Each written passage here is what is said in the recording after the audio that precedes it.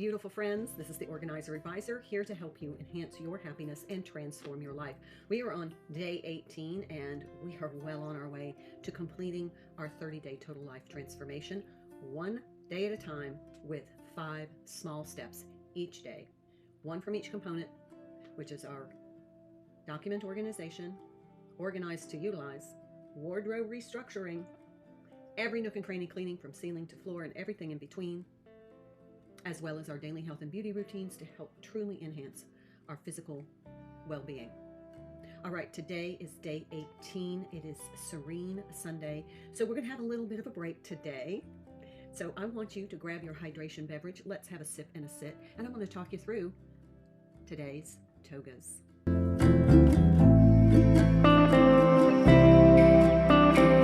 Welcome if you're new here. I'm Lisa Winfield. I'm the Organizer Advisor. I'm a professional organizer.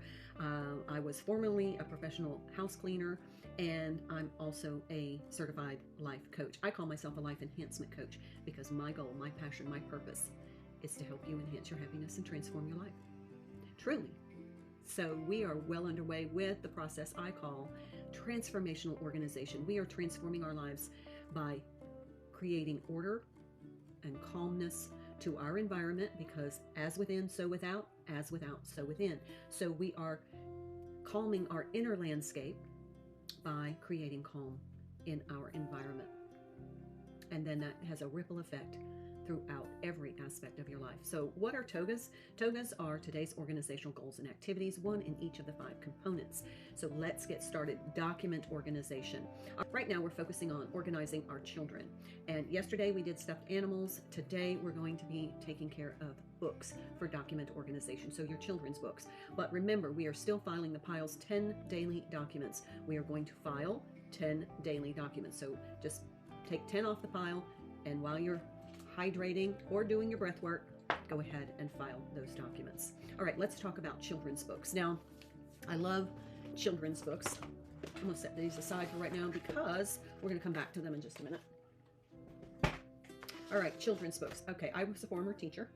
Not only did I professionally clean houses and commercial properties for a living, I did that while I financed my own education. I graduated with no student loans, and I worked my way through college. I entered my career as an educator. So I taught elementary school for many, many years.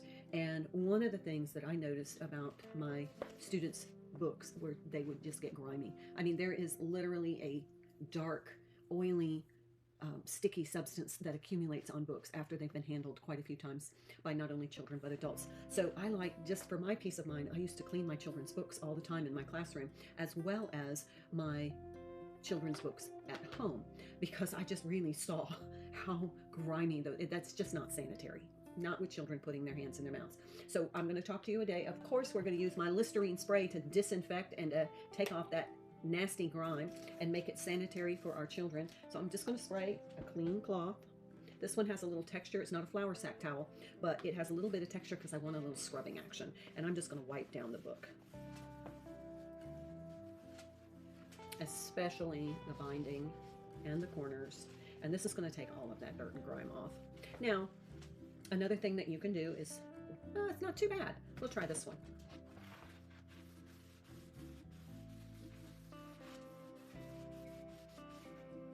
Oh, still not too bad, which is good. It means they've been cleaned. Okay, so you get the gist of it. There's a little bit of grime. Yeah, see?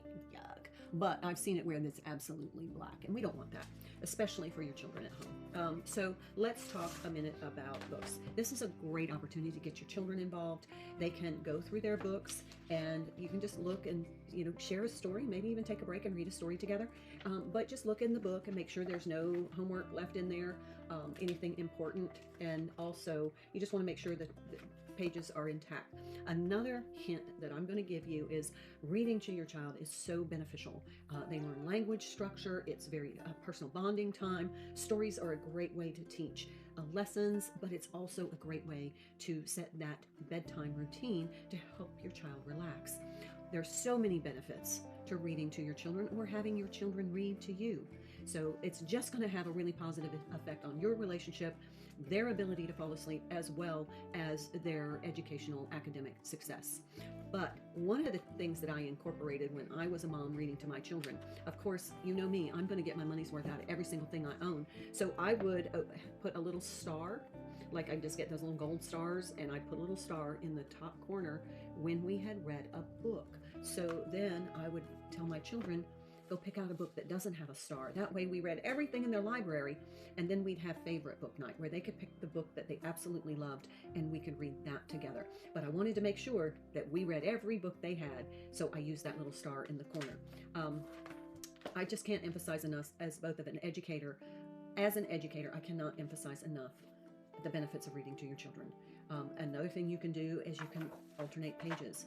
You read one page, have your child read the next page, and alternate. That way you're really forming a partnership with reading. So those are some things that I suggest. Make sure that your child doesn't have any library books from the public library or their school library in their home library so that you can return those. I always would find my children's library books in their home library, so make sure that you have those returned to where they belong. Okay, so we're going to go through our children's books. You want to gather them all together. You want to go through them. Some of the books they may have outgrown, and it's time to maybe pass them along to a younger family member or some cousins or friends, or you can donate them. A great place to donate is children's hospitals.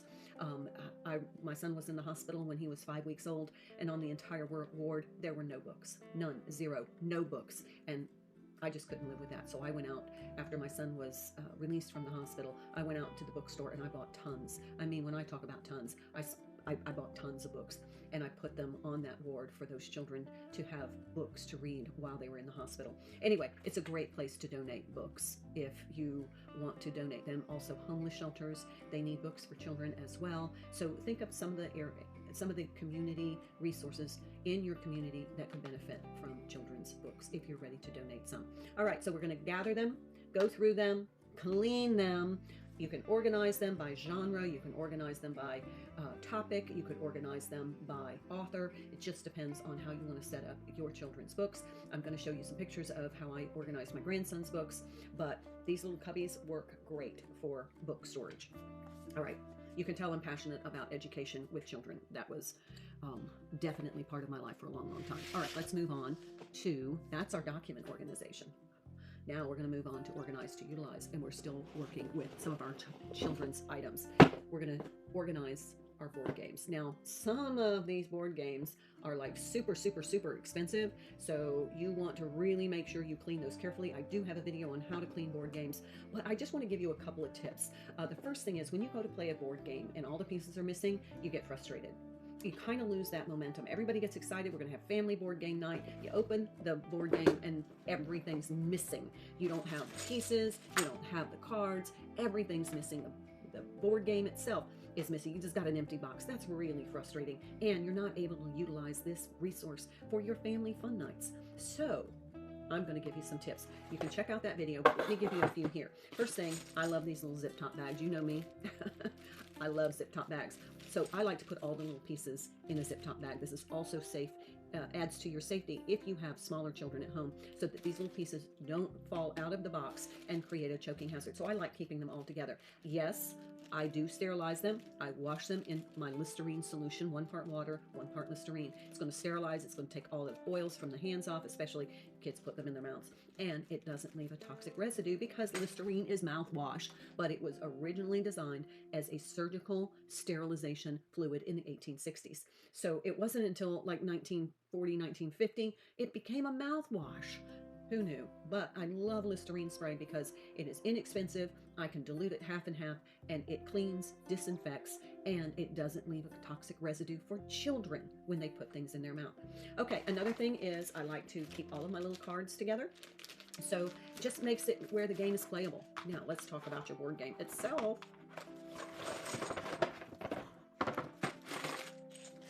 Another thing that you can do,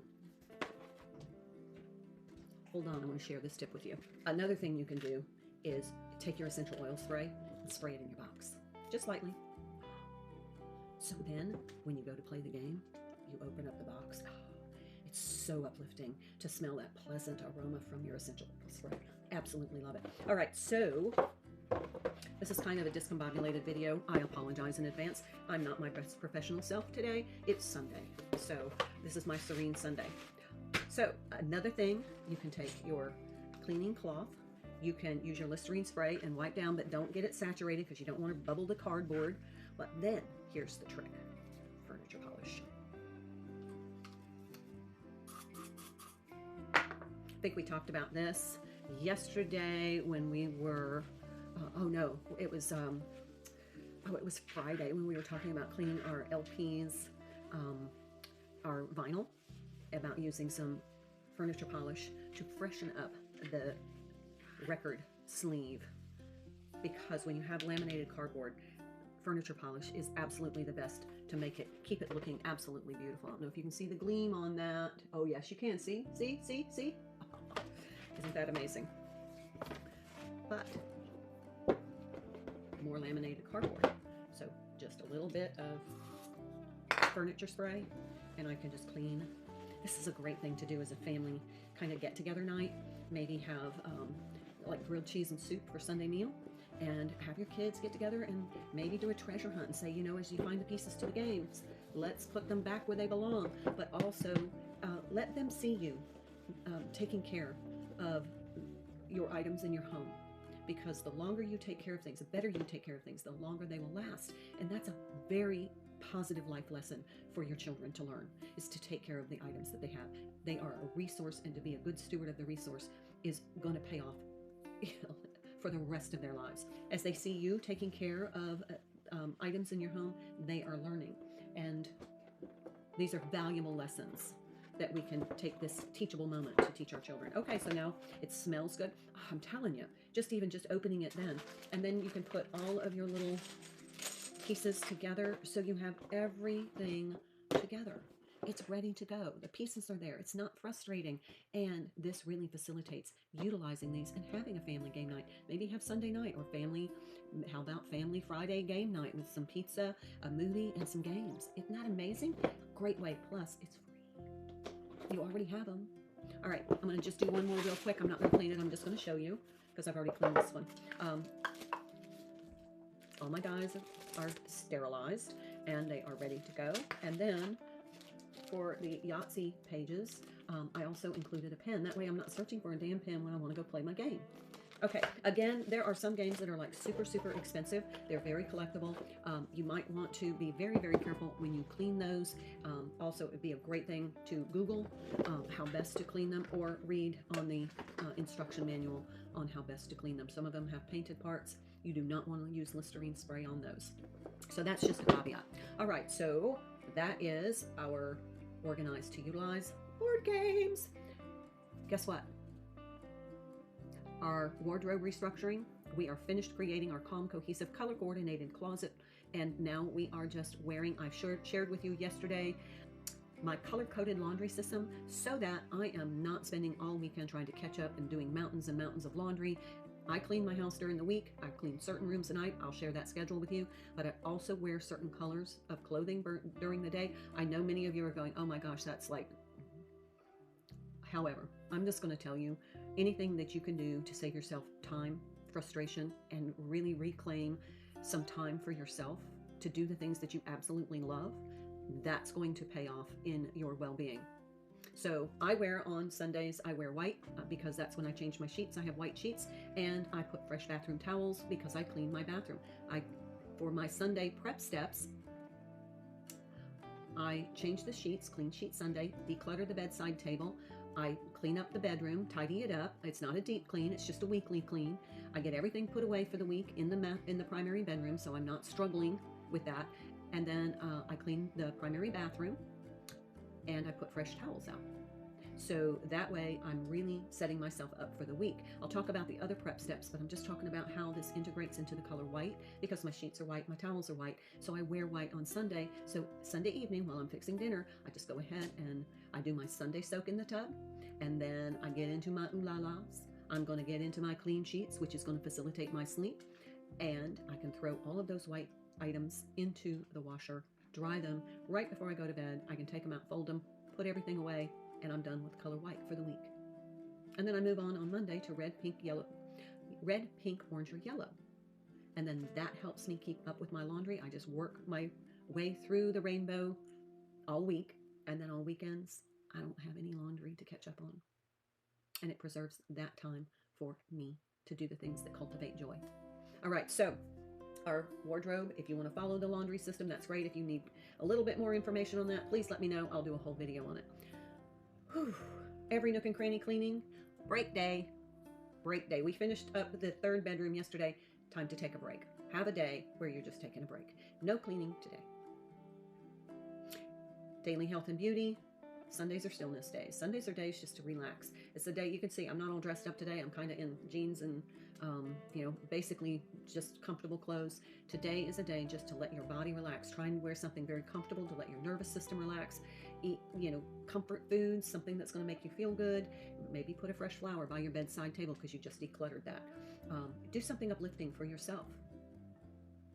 It's my Sunday soak night, so I soak in the tub. I have a bath bomb. I light a candle. I listen to soft music. That's when I can do some meditation, and it just prepares me for a really good night's sleep to start my week off with lots of energy, lots of clarity, and I'm really starting off with a momentum to be successful. All right, so those are our health and beauty.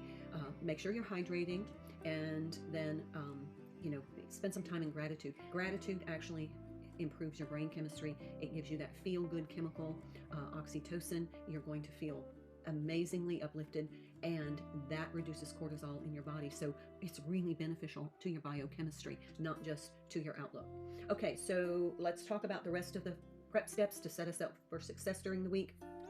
I said this was going to be a short video. I'm so sorry, but I have so much information to share with you to help you transform your life that I can't help it. So Sunday prep steps. I change the sheets, declutter the bedside table. I lightly clean the primary bedroom. At the end of the month during my fiscal fast, I do more of a deep cleaning. It's not an every nook and cranny clean, but it is more of a deep cleaning. I also clean the primary bathroom, and this is the time I'm going to get all of my personal care products back where they belong. I'm going to give the bathroom a lighter cleaning. At the end of the month, I do my end of the month reset cleaning, and that's when I'm going to wash the shower curtain and the bath mat, all of that. But I do put on Sundays, I put out my fresh towels, and I just make sure the bathroom is clean and all of my products are put away so that I can find them when I need them. All right, then I plan my wardrobe for the week. So I look at my agenda, my commitments are, and then I plan my wardrobe accordingly. And now that I have everything all organized, I can pull those accessories together. I can create this really professional look, but it helps me prepare for the week, so I reduce that getting dressed stress. I've already got everything planned out for the week. Of course, I can modify and change based on weather or, if something gets canceled. However, I feel so prepared and I feel professional. Then I plan my menu. I just take a glance through my pantry, my refrigerator, my freezer. I see what needs to be used, and then I plan my menu around that, especially when you're talking about perishable food. If you use a weekly menu plan and you start to focus on those perishable items, you're going to extend your grocery budget as well as no food waste. So it's a win-win, and there's a deep satisfaction when you see that item, that ingredient in your refrigerator, and you're like, you know what, I can use that.